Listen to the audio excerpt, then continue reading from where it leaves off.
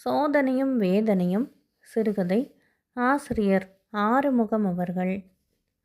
Ice போட்ட சர்பத் ஒன்றை வாங்கி குடித்துவிட்டு கயிற்றில் தொங்கிய ஒரு வார பத்திரிகையை எடுத்து பிரித்து கொண்டே 10 ரூபாய் நோட்டை கொடுத்தார் ஒரு கண்ணாடிக்காரர். சில்லறை இல்லை சார் என்று மாடசாமி சொன்னது அவர் காதில் விழுந்ததாக தெரியவில்லை. ஏனெனில் அவர் பத்திரிகையில் ஆழ்ந்து விட்டார். மாடசாமி நோட்டை வாங்கி சில்லறை பெட்டியில் போட்டுவிட்டு வியாபாரத்தை கவனிக்கலானான். ரயிலுக்கு போகின்ற கூட்டம் ஒருவாறு கலைந்ததும் அவன் கண்ணாடிக்காரரை கவனித்தான். அவர் பிளாட்பாரத்து தூண் ஓரத்திலே கிடந்த பெஞ்சியில் உட்கார்ந்து பத்திரிகையில் புதைந்து இருந்தார். அவருக்கு சில்லறை கொடுப்பது எப்படி என்று மாடசாமி யோசித்தான். கடை முதலாளி ராமையா கல்லா பெட்டியை பூட்டிவிட்டு போயிருந்தார். தட்டில் கிடந்த சில்லறையெல்லாம் 3 ரூபாய்க்கு மேல் இராது. வேறு எங்கேயாவது போய் நோட்டை மாற்றி வரலாம் என்றாலும் வேறு எங்கே போவது? அந்த ஸ்டேஷனுக்குள் இருந்தது இன்னும் ஒரு டீ கடை மட்டும்தான். அந்த டீ கடை நாயர் சில்லறை இருந்தாலும் கொடுக்க மாட்டான். அவரிடமே நோட்டை கொடுத்துவிட்டு சில்லறை கொடுக்கும்படி கேட்டால் என்ன என்று மாடசாமிக்கு தோன்றியது. அவரிடம் சில்லறை இருந்தால் நோட்டை ஏன் கொடுக்கிறார் என்ற நினைவும் அத்துடன் கூடவே எழுந்தது. சில்லறை இல்லாவிட்டால் பத்திரிகையையாவது திரும்ப வாங்கி கொள்ளலாம். சர்பத் சாப்பிட்டதற்கு? இப்படி யோசனை செய்து கொண்டிருந்தான் மாடசாமி. மதுரை பேசஞ்சர் தான் புறப்படுவதற்கு முன் அறிவிப்பாக ஒரு முறை ஊதிற்ற. இந்த சமயத்தில் நாயர் கடையிலே காபி சாப்பிட்டுவிட்டு வந்த ஒரு பிரயாணி ஒரு அனாவை கொடுத்து வெற்றிலை பாக்கு கேட்டார். அவருக்கு வெற்றிலை எடுத்து கொடுத்து கொண்டு இருக்கும் பொழுதே மதுரை வண்டி நகர்ந்தது. அப்போது பத்திரிகை பார்த்து கொண்டிருந்த கண்ணாடிக்காரர் திடீரென்று எழுந்து வாரி சுருட்டி கொண்டு வண்டியை நோக்கி ஓட ஆரம்பித்தார். நோட்டை கொடுத்தவர் பாக்கி சில்லறை வாங்காமல் போவதை பார்த்த மாடசாமி அவரை கூப்பிட எத்தனித்தான். அதற்குள் ஓடிக்கொண்டிருந்த வண்டியிலே அவர் தாவி ஏறி கதவை திறந்து கொண்டு உள்ளே சென்று விட்டார். வண்டி போய்விட்டது. கடைக்கு சேர வேண்டிய 6 அணா போக 9 ரூபாய் 10 அணா அனாமத்தாக பெட்டியில் கிடந்தது. அதை என்ன செய்வது? முதலாளி வந்ததும் விஷயத்தை சொல்லி அவரிடம் கொடுத்து விடுவது அல்லது? மாடசாமியின் மனதில் 1000 யோசனைகளும் புனர் ஆலோசனைகளும் எழுந்து எழுந்து குமைந்தன. மாடசாமி சுமார் 10 வருஷங்களுக்கு முன்னால் டிக்கெட் இல்லாமல் அந்த ஸ்டேஷனுக்கு வந்து சேர்ந்தான். அவன் அங்கே இறங்க வேண்டும் என்ற உத்தேசத்தோடு வரவில்லை. அந்த டிக்கெட் பரிசோதகர் அவனை அங்கே இறக்கி விட்டு விட்டார். அவன் பறக்க பறக்க விழித்து கொண்டு பிளாட்பாரத்தில் நின்ற பொழுது பெட்டிக்கடை ராமையா அவனை பார்த்தார். வாடா அப்பனே, எங்கே இருந்து வருகிறாய் என்று பரிவுடன் கேட்டார். தென்காசியிலிருந்து என்று கணீர் என்று பதில் சொன்னான் மாடசாமி. ராமையா கடகடவென்று சிரித்துவிட்டு அவனை அருகில் அழைத்தார். அவனுடைய ஊர், பெயர், விவரம் எல்லாவற்றையும் அன்புடன் விசாரித்தார். பையனுடைய கவர்ச்சியான தோற்றமும் துடுக்கான பேச்சும் அவருக்கு ரொம்பவுமே பிடித்து போயிற்று.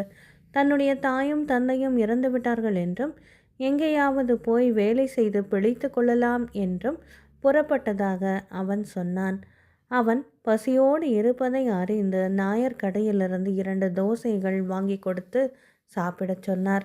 அன்று முதல் அந்த பெட்டி கடைக்கு எடுபிடி வேலை செய்து கொண்டு ராமையாவின் ஆதரவில் வளர்ந்து வந்தான் பையன். மாடசாமி கொஞ்சம் பெரியவன் ஆன பிறகு சில சமயம் அவனை கடையில் இருத்திவிட்டு வியாபாரத்தை கவனிக்கச் சொன்னார் ராமையா. மாடசாமியும் இயற்கையிலேயே கெட்டிக்காரனாக இருந்தான்.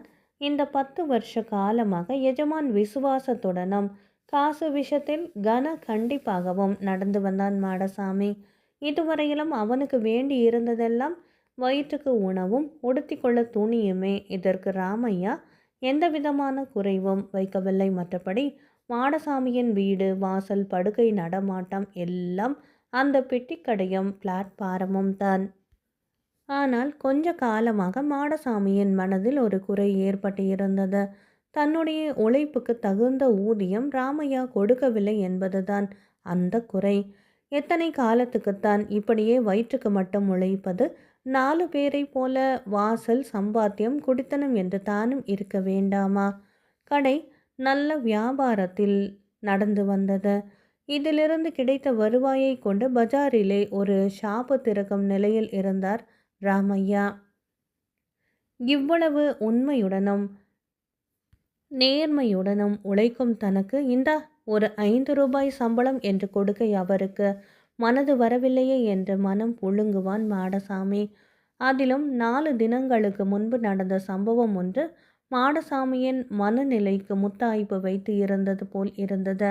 மாடசாமியின் தாய் மாமன் குடும்பத்துடன் பழனிக்கு போகிறவர் அன்று அவனை அகஸ்மாத்தாக சந்தித்தார்.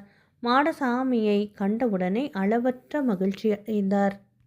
பிறகு அவனுடைய சேம லாபங்களை எல்லாம் விசாரித்துவிட்டு உடனே பக்கத்திலிருந்த மனைவியையும் மகளையும் அழைத்து கொண்டு வந்தார். அவர்கள் எல்லோரும் வண்டி மாறுவதற்காக அங்கே இறங்கி இருந்தார்கள். அத்தையை கண்டவுடனே மாடசாமி கை கூப்பிவிட்டு பக்கத்தில் நின்ற பெண்ணை பார்த்து, இது நம்ம கோமதி இல்லையா என்று ஆச்சரியத்துடன் கேட்டான். 10 வருஷங்களுக்கு முன்னால் பரட்டை தலையுடன் பாவாடை கட்டி கொண்டிருந்த பொழுது அவளை அவன் பார்த்திருந்தான். இப்போது அவள் எப்படி வளர்ந்து ஒரேடியாக உருமாறி போயிருந்தாள். ஆமாம் அப்பா, உன் கோமதிதான் என்று அவர் சொல்லிவிட்டு சற்று நேரம் அர்த்தபுஷ்டியான மௌனம் சாதித்தார். கோமதி இதன் அர்த்தத்தை புரிந்து கொண்டவள் போல உடனே தன் தாயார் பின்னால் போய் மறைந்து கொண்டாள். பின்பு அவர்கள் கொஞ்ச நேரம் பேசி கொண்டு இருந்துவிட்டு இன்னும் 15 தினங்களில் திரும்பி வரும் பொழுது அவனை பார்ப்பதாக சொல்லிவிட்டு போய்விட்டார்கள். அவர்கள் திரும்பி வரும் பொழுது கோமதிக்கு தனது அன்பளிப்பாக ஒரு அருமையான 6 கஜம் புடவை வாங்கி மாமனிடம் கொடுக்க வேண்டும் என்று தீர்மானம் செய்து கொண்டான் மாடசாமி. இதற்கு வேண்டிய ஒரு 10 ரூபாய் இவ்வளவு நாள் உழைத்ததற்காக ராமையாவிடம் கேட்டால் கொடுக்க மாட்டாரா? இதை மெல்ல அன்று ராமையாவிடம் கேட்டும் விட்டான் மாடசாமி. பணம் ஒன்றும் இப்போது கிடையாது அப்பனே, போய் வேலையை கவனி என்று நிர்தாட்சண்யமாக சொல்லிவிட்டார் ராமையா. மாடசாமிக்கு மனது இடிந்து விட்டது. அவருக்கு வேண்டியது வேலை, மற்றவர்களுடைய ஆசா பாசங்களை பற்றி என்ன கவலை? அதற்கெல்லாம் அவனவனுக்கு என்று 4 காசு கையிலிருந்து. மாடசாமியின் கண்கள் பெட்டியிலே கிடந்த 10 ரூபாய் நோட்டை பார்த்தன. அவனுடைய ஆசையை பூர்த்தி செய்ய தெய்வமே கொடுத்தது போல 10 ரூபாய் அனாமத்தாக கிடந்தது. அதை எடுத்து வைத்து கொண்டால் என்ன? வேண்டுமானால் கடைக்கு சேர வேண்டிய 6 அணா சில்லறையை பெட்டியிலே போட்டு விடலாம். மற்றபடி இதனாலே ராமையாவுக்கு என்ன நஷ்டம்? மாடசாமி அந்த நோட்டை கையில் எடுத்தான். அது பளபளவென்று புதுமை குலையாமல் அழகாக இருந்தது. அதை பார்க்க பார்க்க அவனுடைய நெஞ்சு தின் தின் என்று வேகமாக அடித்து கொண்டது. மாடசாமியின் மனது இப்போது வேறு திசையில் திரும்பிற்ற. ஒருவேளை அந்த கண்ணாடிக்காரர் நாளை ரயிலிலே திரும்பி வருபவராக இருந்து ராமையா இருக்கும் பொழுது வந்து இதை பற்றி கேட்டுவிட்டால் என்ன செய்வது? கையில் இருந்த நோட்டை பெட்டியிலே போட்டுவிட்டு மாடசாமி மீண்டும் யோசித்தான்.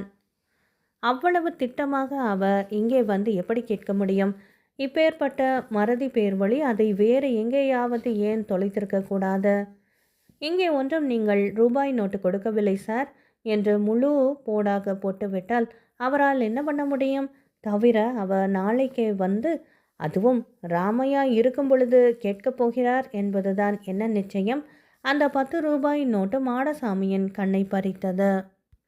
அவன் மனதை கொக்கி போட்டு இழுத்தது. அதை சட்டென்று எடுத்து மடித்து கைக்குள்ளே வைத்து கொண்டான் மாடசாமி. ஒருவேளை அவர் வந்து கேட்டுவிட்டால்?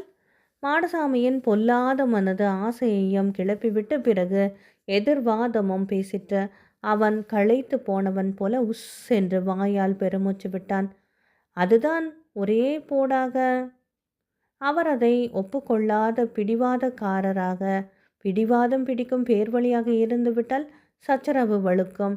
4 பேர் கூடுகிறார்கள். அந்த டீ கடை நாயர் வலிய முன்னால் வந்து, என்ன ராமையா, இவ்வளோ பெரிய மனித சும்மா பொய் சொல்லுவாரா என்று பரிந்து பேசி விவகாரத்தை முடிக்க வந்துவிட்டால் அப்பொழுது என்ன செய்வது? இதையெல்லாம் பார்க்கும் பொழுது ராமையா என்ன நினைப்பார்? இத்தனை காலமாக கலங்கமற்ற நம்பிக்கையுடன் இருந்தவர் என்ன சொல்லுவார்? மாடசாமியின் மனது கிர் என்று 10 வருஷங்கள் கடந்து சென்றது. அவன் கண்கள் எதிரே இருந்த கம்பி தூணை பார்த்தன. அங்கேதான் அவன் அனாதையாக வந்து நின்றான். இதே இடத்தில் நின்று கொண்டுதான் வாடா அப்பா என்று ராமையா அன்புடன் அவனை கூப்பிட்டு ஆதரவு அளித்தார். அதே ராமையா போடா வெளியே என்று இப்போது கண்களிலே தீ பறக்க கத்துவது போன்ற பிரமை ஒரு கணம் அவனுக்கு ஏற்பட்டுவிட்டது. அப்படிப்பட்ட நிலையை நினைக்க கூட அவன் மனது நடுங்கிற்றார். கையிலிருந்த ரூபாய் நோட்டை பெட்டியிலே போட்டுவிட்டு ஒரு பெருமூச்சுடன் உட்கார்ந்து விட்டான் மாடசாமி. அவனுடைய முகமெல்லாம் வியர்த்து கொட்டி கொண்டிருந்தது. சர்வ சுதந்திரமாக ஒரு டம்ளரில் சர்பத்து போட்டு குடித்துவிட்டு நிம்மதியாக உட்கார்ந்தான். சற்று நேரத்தில் வெளியில் இருந்து வந்த ராமையா சில்லறை பெட்டியை பார்த்துவிட்டு, ஏதப்பா, அரை மணி நேரத்துக்குள் 10 ரூபாய்க்கு மேல் என்ன வியாபாரம் நடந்தது என்று கேட்டார். மாடசாமி நடந்த விஷயத்தை விஸ்தாரமாக சொன்னான். ஆனால் ராமையா இதில் ஸ்ரத்த இல்லாதவர் போல சாதாரணமாக கேட்டுவிட்டு பேசாமல் போனது மாடசாமிக்கு சிறிது ஏமாற்றமாகவே இருந்தது. சுமார் ஒரு வாரத்துக்கு பிறகு ராமையா இன்னொரு ஆசாமியுடன் கடைக்கு வந்தார். அவருடைய முகத்தில் சந்தோஷம் பொங்கிக் கொண்டு இருந்தது. மாடசாமி, நானும் இவரும் சேர்ந்து பஜாரிலே ஒரு புது கடை ஆரம்பிக்கப் போகிறோம். இந்த கடை இனிமேல் உன் பொறுப்பு. லாபத்திலே பாதி பங்கு உன்னை சேர்ந்தது. என்ன சொல்கிறாய்? உனக்கு சம்மதம் தானே என்று கேட்டார் ராமையா. மாடசாமிக்கு என்ன சொல்வது என்றே தெரியவில்லை. அவனுக்கு உச்சியிலே ஒரு குளிர் ஏற்பட்டு உள்ளங்கால் வரையிலும் பரவி கொண்டிருந்தது. அவன் கைகள் தாமாகவே எழுந்து ராமையாவை நோக்கி கூப்பின. அவனுக்கு ஏற்பட்டு இருந்த பரவசத்தில் ராமையாவுடன் நின்று இருந்த ஆசாமி அதே கண்ணாடிக்காரர்தான் என்பதை கூட அவன் கவனிக்கவில்லை. அன்பானவர்களே, ஆறுமுகம் அவர்கள் எழுதிய சோதனையும் வேதனையும் சிறுகதை நிறைவு பெற்றது. நன்றி.